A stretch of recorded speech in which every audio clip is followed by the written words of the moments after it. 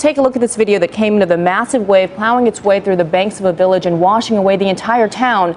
As you can see, we're going to pull this video up. Horrified onlookers at the time on a suspension bridge right above that. The water surged through the streets. Just one scene of the massive swath of destruction along Japan's northeastern coast. And our David Muir is in Tokyo this morning with more on that devastation. Good morning, David.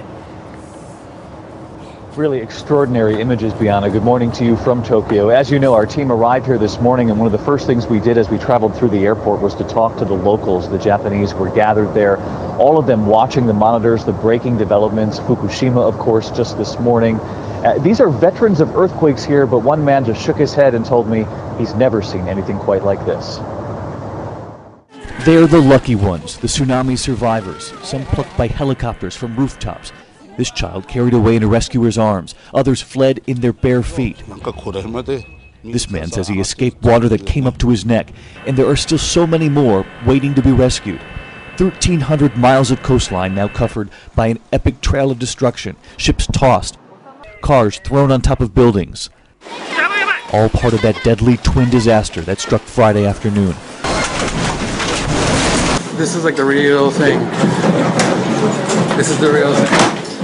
Beginning with an earthquake so massive it moved the entire island 8 feet to the east. Skyscrapers nearby were swaying like trees in the wind. Trains shook on their tracks. American Marty Keener was in Sendai near the epicenter. This one went on forever. Everything started toppling and falling. And then came round two, that 3-story wall of water washing away everything in its path, traveling some 6 miles inland in some places. 24 hours later, people here are still fearing more. 200,000 are living in temporary shelters. There are reports of 3 missing Japanese trains, along with a ship feared swept away by the waves. Fires are raging up and down the coast in more than 1 million households without water. American Ryan McDonald lived through it. Oh my God. He took this video near Sendai as the quake struck. He's now running low on food. The only other things I have in the house are like this half thing of tomato sauce, which I'm going to make that work somehow. There have been so many aftershocks here, even Japanese television hosts now wear hard hats on the air. Meanwhile, on the ground and in the water, rescuers continue their race to find more survivors.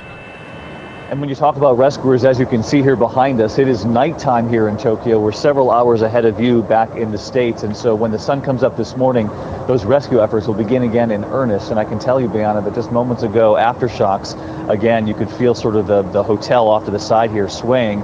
In fact, when we arrived here this morning, they had just one elevator shaft that they were allowing us to use precisely for that reason, the aftershocks that they've been feeling here for now more than 24 hours.